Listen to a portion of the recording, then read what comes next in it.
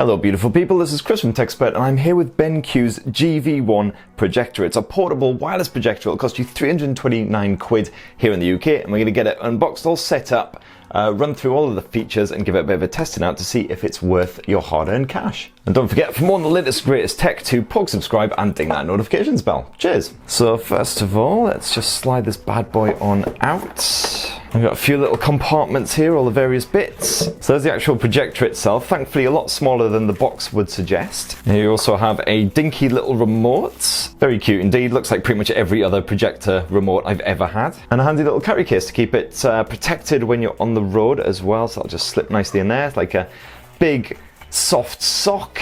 There you go, it'll be very cozy in there, so definitely handy if you're on your travels. It's got a Type-C to Type-C cable. It actually uses DisplayPort over Type-C, and of course a quick start guide as well. And then in the final box, I'm guessing it's the power adapter.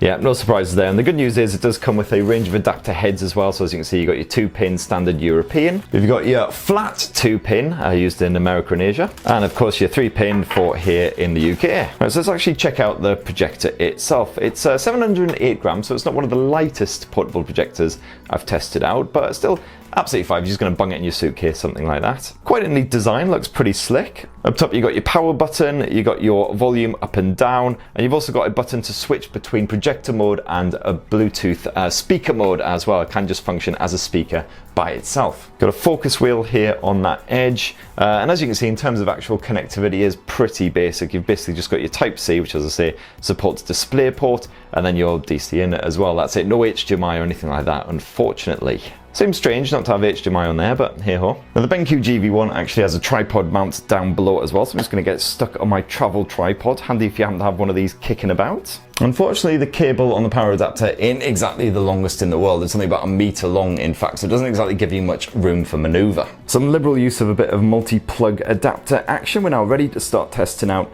the GV1. As you can probably expect, it's got a built-in battery. You can see that the power button's actually flashing to indicate that that battery is now charging up. Let's give it a go. And the good news, if you don't have a mini tripod to carry about with you as well, is the projector does tilt up to 15 degrees, so you can actually have it resting on the floor and hopefully get it sort of fairly high up. And the good news is auto keystone correction as well, so as you can see, the image isn't janky or anything. If you move it around, it should automatically adjust. It's got full dual band Wi-Fi built into it, so just going to get it connected to my Wi-Fi network. And as you can see, we've immediately got an update, which is no surprise whatsoever, so just get that downloaded, hooray. Okay, that's all installed. Hopefully I won't have to go through the Wi-Fi shenanigans again. No, I totally do. Brilliant. Nothing like spending precious valuable minutes of your life flicking through a virtual keyboard with a remote control. Okay, we've done all that.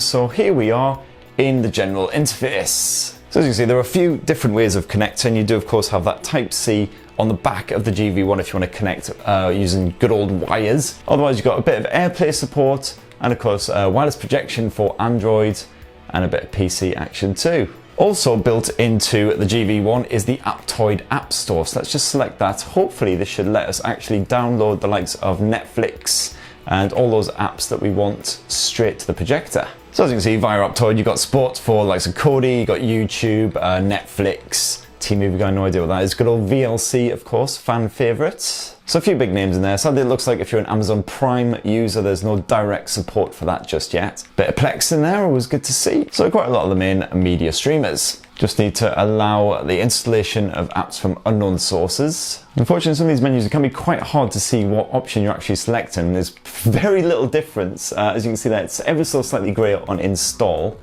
But it can be quite hard to make out. And of course it's kind of a shame that you don't have actual navigation buttons on the projector itself. You have to use the remote, so you'll have to remember, if you do take the GV1 out and about, to pack the remote as well, otherwise you're kind of stuffed. So if we head back to the main UI, as you can see now those apps have appeared right there, so it's nice and easy to select them. As you see, you've also got fast access to some of your settings as well, so you can quickly and easily connect to a device via Bluetooth if you want to use it just as a Bluetooth speaker. Let's just load up YouTube and see if we can get some streaming on the go here. Unfortunately, it doesn't appear that there's a built-in mic on the remote, so it doesn't look like we'll be able to do voice search. We'll have to do it the old-fashioned way. I never get bored of these virtual keyboards, so good.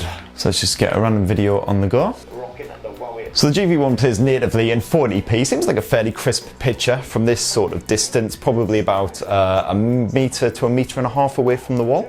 Just boost up the volume all the way up. 6 months after it first officially launched, and don't forget to poke, subscribe and ding that notifications bell for more on the latest and greatest mobile tech. Cheers! The Mate 20... Okay, so the sound quality, sort of a decent volume for a portable speaker on that top volume. Not amazing quality, slightly tinny, obviously lacking in bass and the like, but again, what would you expect from a portable projector? The actual image quality is fine, obviously nowhere near as crisp as if you were watching it on a proper TV or anything like that, but it'll absolutely do the job for just a bit of Netflix, bit of YouTube, something like that. The brightness level is solid as well. It is actually plugged in at the moment. If you just pull out the plug, as you can see, it does dim quite considerably. So if you are running it on the battery power, you're going to be wanting to watch in a dark room to get decent visibility. But plugged in, definitely a much brighter image, certainly will do the job. Oh God, these things really are the bane of my life.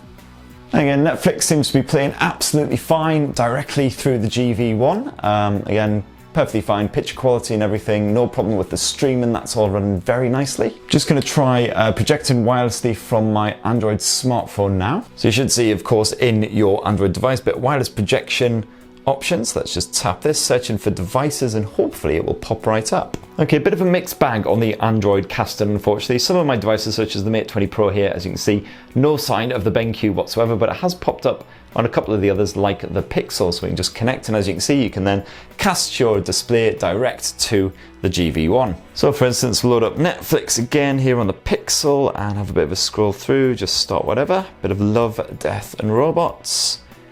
And then as you can see there, it is casting it nicely. Sound's coming through nicely and everything.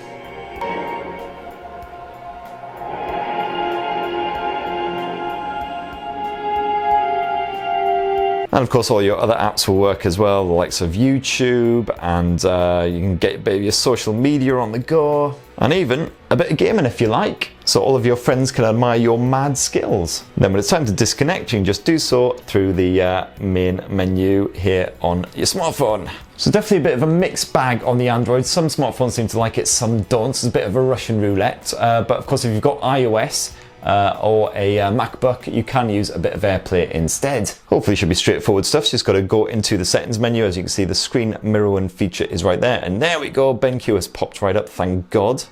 So it seems to be a bit more stable on the old iOS. And as you can see there, we are now mirroring, so if we head back, there we go, there are my desktops. There's a bit of a lag between the two. Certainly didn't notice any lag on the Android, but this one appears to be, yeah, there's a clear sort of half a second lag between actually swiping and stuff happening on the BenQ display. And it doesn't look like Netflix wants to play friendly. I'm guessing that's a DRM issue. So unfortunately, if you are using iOS, you're not going to be able to stream a bit of the Netflix direct through your smartphone. Let's try a bit of YouTube, see if that works. Yeah, YouTube works absolutely fine, thankfully.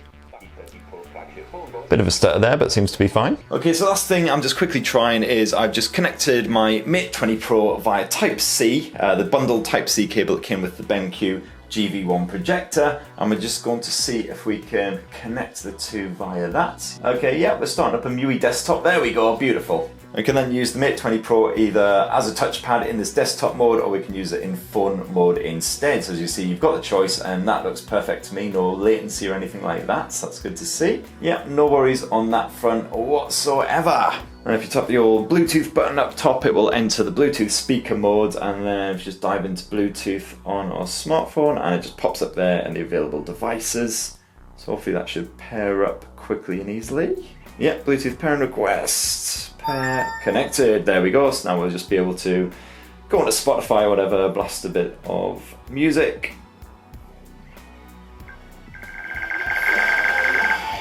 Like so. It is only a 5-watt speaker.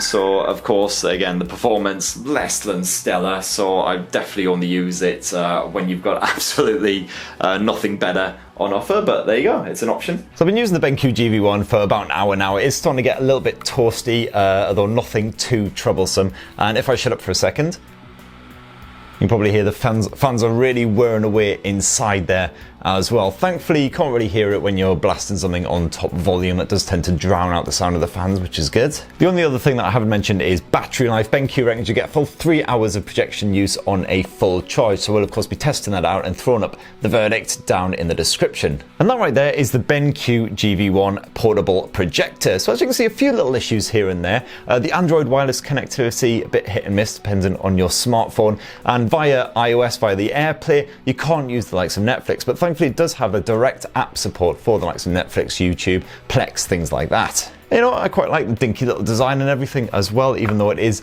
a little bit on the hefty side.